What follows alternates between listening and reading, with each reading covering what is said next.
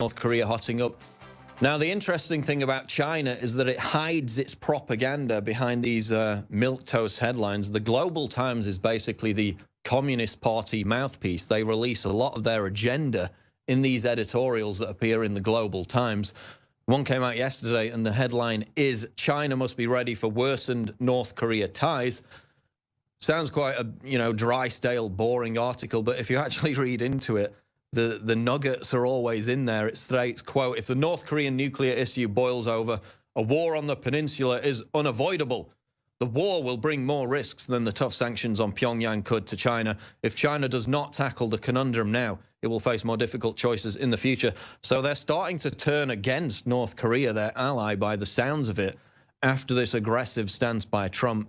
The article continues, "Beijing hopes to maximize the interests of all stakeholders, but if it fails, in the end, it still has the capability to strike back at any side that crosses the red line." So Beijing is announcing its own red line in terms of North Korea. They came out a few days ago and said if there is an attempt to overthrow the North Korean leadership, they will go to war. Again, they always put out these statements, very aggressive statements, in their official mouthpiece. Nobody really picked this one up, but they're basically saying they have a red line and they're moving closer towards it as regards North Korea. Daily Mail reports Pacific's top Navy officer says America must assume Kim Jong-un will nuke America. Again, there's speculation. How many years will it take before they get that ICBM missile to reach the West Coast? Well, the Navy's top officer in the Pacific has warned that the North Korean crisis is real and the U.S. must assume Kim Jong-un intends to launch nuclear attacks on America and its allies. He is Admiral Harry B. Harris, Jr. Quote, "There is some doubt within the intelligence community whether Kim Jong-un has that capability today or whether he will soon, but I have to assume he has it. The capability is real and that he's moving towards it," Harris said, according to Fox News. The North Korean crisis is the worst he's ever seen. So maybe those people in South Korea who are quite blasé about it should be more alarmed, given that he's quite a prominent voice saying that it's the worst situation he's seen, given that it's been rolling on for the best part of 2 decades. Mentioned this earlier, Zero Hedge reports Trump warns there's a chance of a major conflict with North Korea. That was during an interview with Reuters, where he was actually quite kind to Kim Jong-un. Bizarrely, he said, quote, "He's 27 years old. His father dies, took over a regime.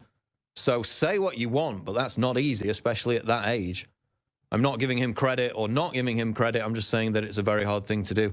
So he was actually somewhat kind to Kim Jong-un, but he also said there was a chance of a major conflict soon. Meanwhile, Vladimir Putin has come out and said that the situation in North Korea has, quote, "seriously deteriorated." So again, the rhetoric there is heating up. That's what Putin said during a meeting Thursday, after a Kremlin meeting on Thursday. Quote, "We call on all states involved in the region's affairs to refrain from military rhetoric and seek peaceful, constructive dialogue." But he says it's seriously deteriorated.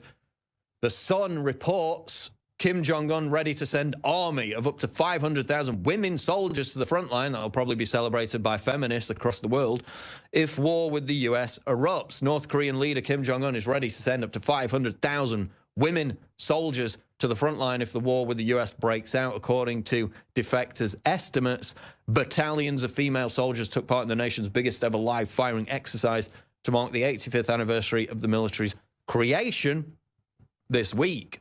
Of course, they keep saying whenever there's an anniversary of the military or of the founder of the country that that is going to mark the 6th nuclear test that will then lead to a U.S. military strike on North Korea. It hasn't happened yet, and that can only be a good thing as we seek to de-escalate these tensions in the region.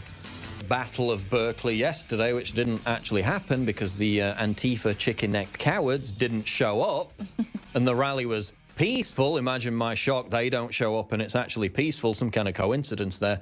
So we're going to talk about that. We're going to talk about Bill Nye, again, with his social justice hysteria, with his Netflix special right now. There's actually a clip from his 1996 show, which I saw earlier today, where he was talking about how there's an XX chromosome and an XY chromosome. There aren't more than 2 genders, which is interesting given what he's saying now. But we've got Leanne McAdoo in studio. Leanne, let's talk about Berkeley. Mario Savio. And there actually there's a monument in Berkeley dedicated to him, which says, quote, the most beautiful thing in the world is free speech, the people at Berkeley now don't seem very dedicated to that idea, do they? Right, exactly. And I've actually got a clip. If we can get it ready, I would love to just remind people where this fight to honor free speech on campus, where it all began. Just kind of giving you a little history. These students were actually fighting against their super conservative administration, demanding that they bring in more liberal speakers. And that was at a time when they would shut down, they say, this is the campus, you don't have free speech rights here, you don't have free access to the First Amendment. So these students were like physically fighting and getting violent to bring liberal speakers onto their campus. And now, of course, we can see the exact inverse is going on. But let's take a little, walk through history there with this very famous speech on the Sproul Hall steps. And so we can see these are the same sort of activists now who have gone on to become these liberal professors who are still kind of pumping out this, throw yourself against the machine, tell it it won't work if we'll throw ourselves against the levers, and we're not your product, you can't buy us. So very powerful, but it's interesting to see how it's completely now flipped, and that they are using that same power to silence any conservative voices on campus. Well, it's like Bill Maher said, it was the cradle of free speech. Now it's the cradle for crybabies. But we have the perfect antidote, and you're wearing it right now. Yes, I'm one of your groupies here with the conservatism is the new counterculture, and that's exactly it, because we can see, how things have completely flipped over to now we have students actually throwing themselves against the machine there at Berkeley, and these are your alt-right people. We've got, Baked Alaska coming up. Lauren Southern there yesterday made some very good points when she was on the live stream with us. Just that this is so important for people to stand up for the First Amendment, regardless of what side of the issue you're on, because it affects all of us. And it's not about aligning yourself to a certain political party or a certain president, because presidents, they come and they go. But our fundamental rights, we have to preserve them. The government is not going to protect them for us. So just like we see decades ago where the liberal students are having to fight to be heard and fight to have access to free speech. Well, now it's flipped, and it's gone the other way now.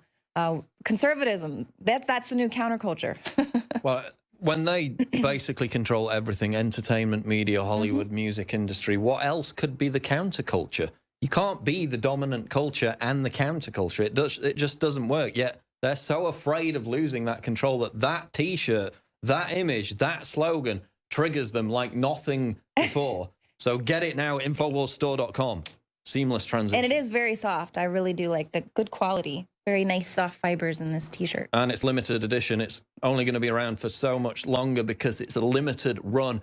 It is high quality. Conservatism is the new counterculture T-shirt, available at InfoWarsStore.com for a limited time.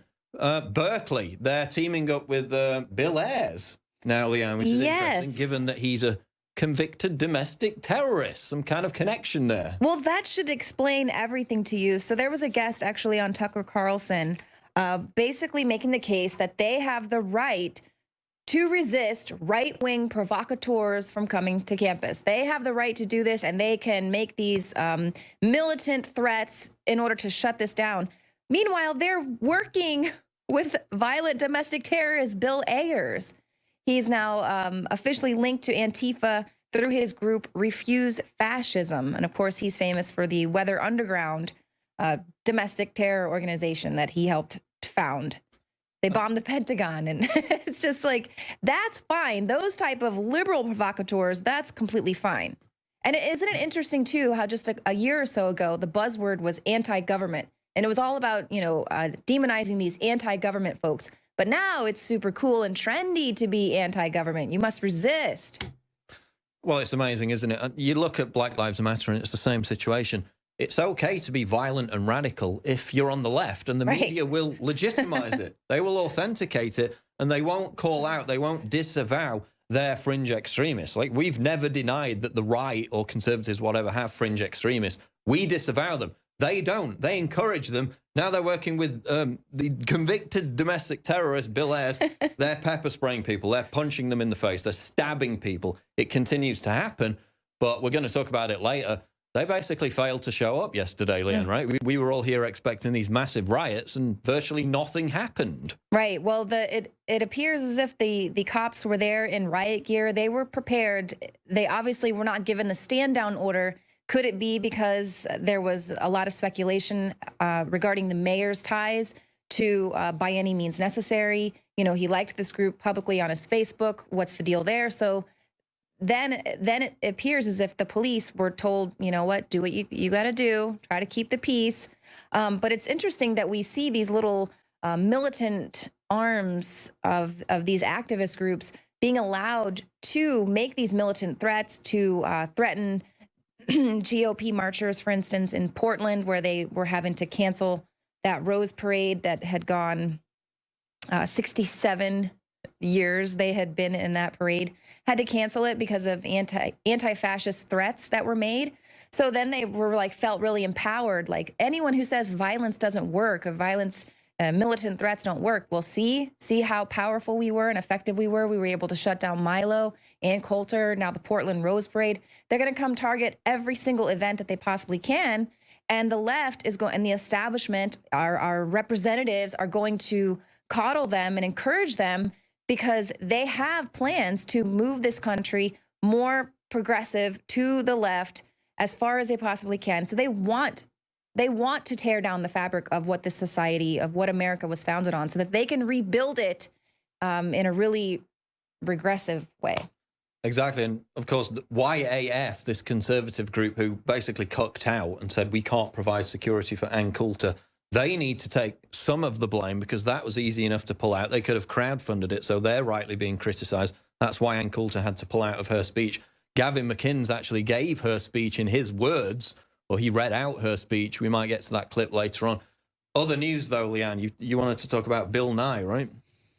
Yes. Well, and this is something that's interesting as well. Ben Shapiro is trademarking it, the science, because it's the new science of the left. It's this cult, this religion of the left is their science that they've got. So now Bill Nye, you know, it's not enough that he's got his gender spectrum music that he's put out, but now he's also suggesting that in order to save the world from climate change, we might want to punish people in developed countries for having too many children. Even though we're basically having no children at this right. point. It's falling off a cliff. It's a demographic suicide. Right. That's why they're having to import so many people from other countries to help revitalize certain areas, because there's just the birth rate is down in Western countries. And they're basically like, oh, people in Nigeria, they hardly emit any carbon dioxide. Yeah, because they've got no standard of living. They've got no quality of life. They want everybody dragged down to that level, rather than allowing Africa to develop, you know, getting these clean technologies in there. They just want to drag us all down to that level. But of course, the same situation isn't going to be applied to them. They're still going to be in their ivory tower, right? Right. And this is, I mean, and this is what is just so insane. Bill Nye is not a scientist, okay? He's a comedian. Why is he being paraded out to teach us now about the gender spectrum? My Sex Junk is the music video. And then now basically putting this out there, which young people are going to, I know I got really propagated with this when I was in school about how, well, you know, we probably shouldn't have kids, maybe just one, because the planet is reached capacity and we have to save the planet, so don't have children. I mean, what is this globalist agenda here, and why Bill Nye of all people? Who is this guy? It's amazing. Of course, now he says there's a gender spectrum. Back in '96, he came out with a video saying there were only two genders, which is scientific, but now he's no longer scientific, yet he still calls himself the science guy. We'll be back. Alex Jones Show live, InfoWars.